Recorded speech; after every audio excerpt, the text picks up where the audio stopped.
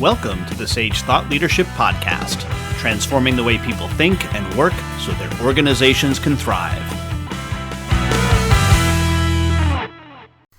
Well, hi everyone, and welcome to our podcast. I'm Ed Kless, and today's episode is cut from another podcast of which I am the co-host, The Soul of Enterprise, which is also sponsored by Sage. The Soul of Enterprise is dedicated to belief that business has a spiritual, though not necessarily religious, component.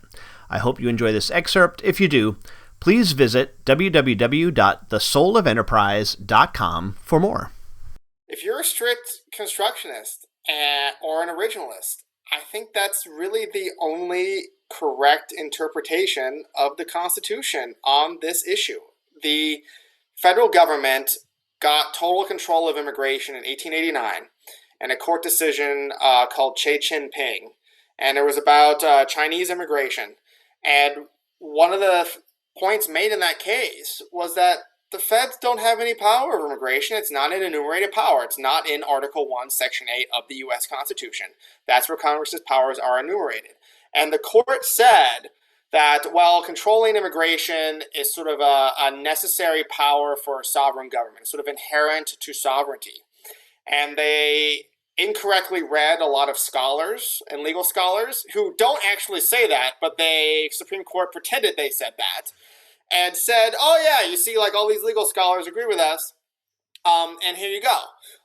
Congress has unlimited power in this. They can do whatever they want, and that means, of course, that they can violate any amendment, any Bill of Rights, any portion of the Bill of Rights when setting immigration law. It's what's called plenary power, which means Congress has total sole authority.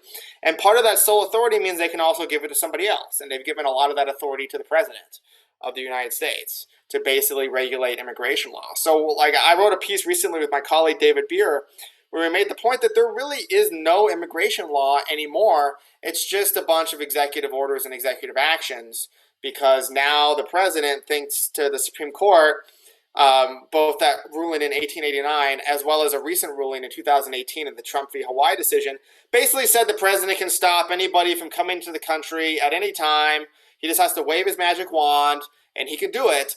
And that basically means you don't have any immigration law.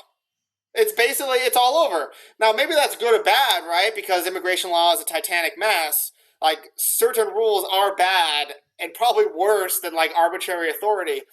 But it's not obviously worse. And this is the situation that we're in. It's a disaster. And that's where we are right now. So when people say we need to follow the law, we need to enforce immigration law, I sort of like chuckle because I'm like, there is no immigration law. It's just executive diktats.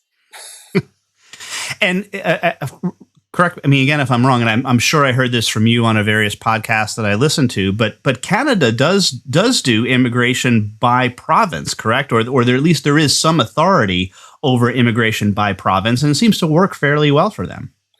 Yeah, Canada, Australia have these regional systems. So in Canada, it's called the Provincial Nomination Program, and Australia, it's sort of a state-based program.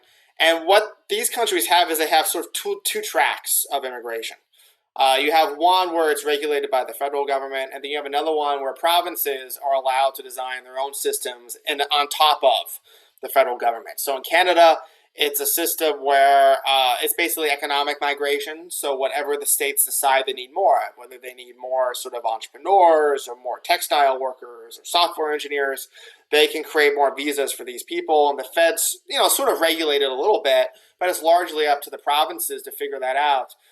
It seems like something that we could very easily copy in the United States, actually, probably easier than Canada does it.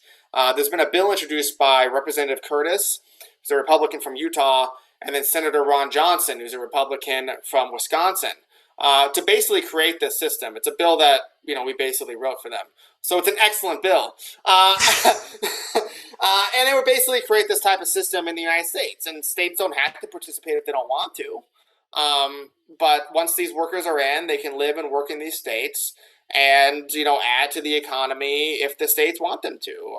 And if they don't want to, then the states don't have to have them. So I think it's sort of a middle ground approach, allows states like Texas or California to get more migrants if they want them, and allows states like Alabama or Mississippi that don't really want them to not participate. So it seems like an improvement.